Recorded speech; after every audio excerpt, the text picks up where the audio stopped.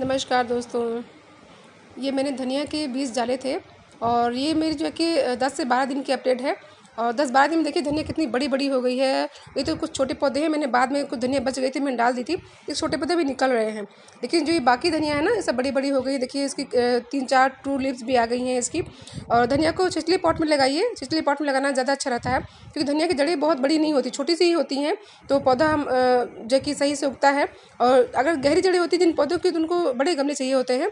और जैसे गमले देखिए कुछ खाली होते हैं ना हमारे, तो उनमें भी मैंने ये बाद में डाली हैं, अभी 2-3 दिन पहले। तो देखिए वो भी उगनी शुरू हो गई हैं, उग गई हैं।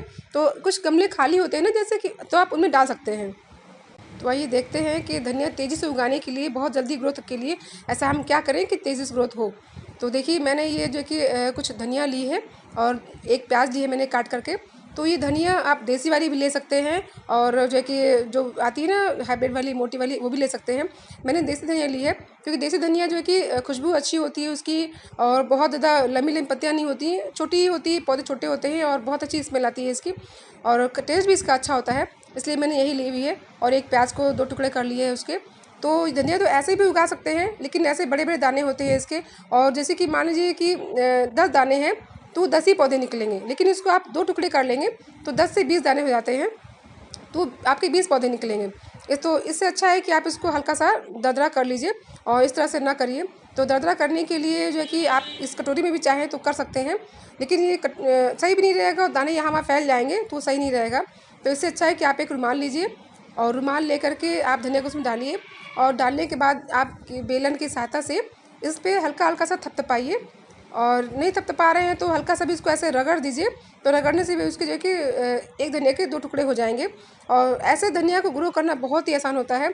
ऐसे पूरे साबुत डालेंगे तो शायद जल्दी अच्छी ग्रोथ ना हो, लेकिन 2 टुकड़े करके डालने से अच्छी ग्रोथ होती है।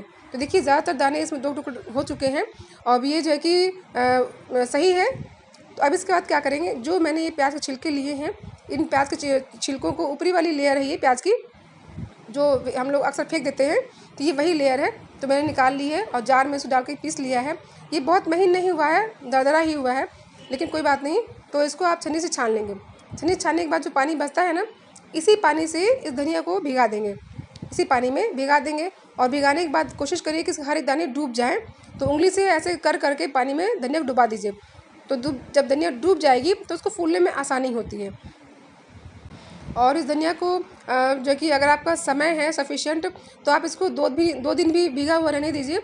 2 दिन में बहुत अच्छी खासी भीग जाएगी। और अगर आपके पास टाइम नहीं है तो आप 12 घंटे भी रख सकते हैं, कोई बात नहीं है। धनिया अच्छे से भीगी होनी चाहिए। और सबसे बड़ी बात है कि इसको हम प्याज में भिगा रहे हैं, तो ये सबसे ज़्यादा इफेक्टिव है। ये प्याज का रस जो है कि बहुत तेज़ी से ग्रोथ करता है पौधों की, और पौधों में जड़ बनाता है। तो देखिए मैंने ये 24 घंटे रखे हैं, और 24 घंटे के बाद ये धनिया भी अच्छी खासी फूल गई है। देखिए कलर भी चेंज हो गया है इसका। तो धनिया का पानी जो है ना, वो ब्राउन हो गया है। तो अब इसको इसमें हम निकाल लेंगे, और अच्छे से इसको छन्नी से छान देंगे। छानने के बाद जो है कि कुछ देर हम छन्नी को ऐसे ही कटोरी पे रखा रहने देंगे। उसके बाद ये सारा अच्छे से निकल रहा है, और छन्नी में जो है कि धनिया अच्छे से पूरी सूख जाए। और इस पानी को फेंकना नहीं है, इस पानी को हम बाद में जो है कि जब धनिया लगाएंगे ना, तो जिस मिट्टी में लगाएंगे उस मिट्टी में हम अच्छे से मिला देंगे। ये फेंकना नहीं, क्योंकि प्याज का रस है, और प्याज का रस हमारे पौधों के लिए बहुत ही इफेक्टिव होता है, बहुत पावरफुल होता है पौधों को ग्रोथ के लिए, उस जड़ें बनने के लिए। तो इसको फेंकना नहीं है। ये देखिए धनिया जो आ गई है ना, इसको अच्छे से हल्का सा इसका मॉइस्चर दूर कर लेंगे। थोड़ी देर इसमें छन्नी में पड़ा रहने देंगे तो दूर हो जाएगा मॉइस्चर। और प्याज के पानी को रखे रहेंगे, इसका यूज़ बाद में करेंगे हम। और ये देखिए मैंने थोड़ा सा उस टब भी मैंने लिया हुआ है, क्योंकि धनिया ज़्यादा जड़ें नहीं होती। तब देखिए बहुत ज़्यादा गहरा नहीं है, हल्का सा ही गहरा है। और चाहे तो आप गमले में भी लगा सकते हैं, जो भी आपके पास पॉट हो, बर्तन जो भी इसमें आप लगाना चाहें, या ग्रो बैग में भी अच्छे से यूज़ कर सकते हैं। तो देखिए मैंने एक गार्डन सॉइल ली है, और गार्डन सॉइल मैं जो है कि किचन वेस्ट तैयार करती हूँ मेरी जो भी है। तो किचन वेस्ट से सारी मेरी मिट्टी तैयार होती है गमले की। और उसके बाद मैं थोड़ा सा वर्मी कंपोस्ट मिलाऊंगी, और थोड़ी सी बालू। बालू किसी पौधे के लिए बहुत अच्छी होती है, क्योंकि बालू जो है कि हमारे पौधे की जड़ों को फैलने में जो है कि मदद करती है, क्योंकि ये मिट्टी को भुरभुरा बनाती है। और भुरभुरी मिट्टी में जो है कि जड़ें अच्छे से फैलती हैं। तो इन जो है कि दोनों चीज़ों को मिट्टी में अच्छे से मिला करके, और मिट्टी को बहुत ही अच्छे से इसको पूरा मिक्स करेंगे, ताकि ये ऊपर से नीचे तक अच्छे से मिक्स हो जाए। और मिक्स होने के बाद ये तब इसमें लगाना शुरू करेंगे। हम किसी पौधे को लगाएं तो लगाने के लिए उसकी सॉइल मिक्सचर मेन होती है। हमारा जैसा सॉइल मिक्सचर होगा हमारे पौधे की ग्रोथ उसी तरह से होती है। तो जितना अच्छा हो सके आप जो कि सॉइल मिक्सचर अच्छा बनाने की कोशिश करिए। और यदि आपके पास गोबर की खाद हो तो वो भी डालिए, मतलब दोनों में से कोई एक डालनी है, चाहे गोबर की खाद या वर्मी कंपोस्ट।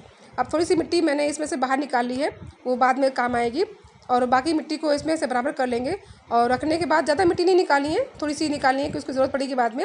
और फिर इस मिट्टी को पूरा एक जैसे बराबर कर लेना है और इसमें हम थोड़ा सा डाल देंगे पानी, क्योंकि धनिया डालने से पहले पानी डालना बहुत ज़रूरी है। क्योंकि धनिया डालने के बाद अगर हम पानी डालेंगे ना तो सारे बीज इकट्ठे हो जाएंगे एक जगह या वो डिस्टर्ब हो जाएंगे। तो इसलिए पानी पहले डालिए, पानी पहले डालना ज़रूरी है ताकि मिट्टी में सेट हो जाए और बाद में धनिया के बीज डिस्टर्ब ना हो। और जब ये पानी नीचे बैठ जाए ना, उसके बाद जो धनिया हमने छन्नी में रखी थी उस धनिया को लेकर के हम देखिए रखी हुई है, पानी इसका अच्छे से निकल चुका है और हल्की सी ये ड्राई हो गई है। तो इसको हम बहुत ही अच्छे से पूरे टब में भुरभुरा देंगे। मतलब ऐसा नहीं है कि कहीं एक जगह ज़्यादा धनिया हो जाए, एक जगह कम हो जाए, मतलब ऐसे भुरभुराइए ताकि पूरे टब में एक जैसा बराबर सा हो जाए और कहीं भी कम या अधिक ना रहे।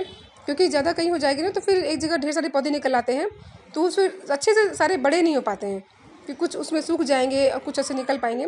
उसके बाद इस मिट्टी की अच्छे से लेयर डाल देंगे, जो मिट्टी हमने निकाली है उसकी अच्छे से लेयर डालेंगे। और लेयर भी बहुत पतली होनी चाहिए ताकि ऐसा ना हो कि सारे बीज ढक जाएं एकदम, और जो कि पौधों को जो कि उगने में टाइम लगे और जल्दी से अच्छी ग्रोथ ना हो पाए। तो बहुत हल्की सी पतली सी लेयर डालेंगे और लेयर डालने के बाद देखिए सारे जो कि मैंने अच्छे से लेयर डाल दी है और ये अच्छी लेयर हो गई है, तैयार है।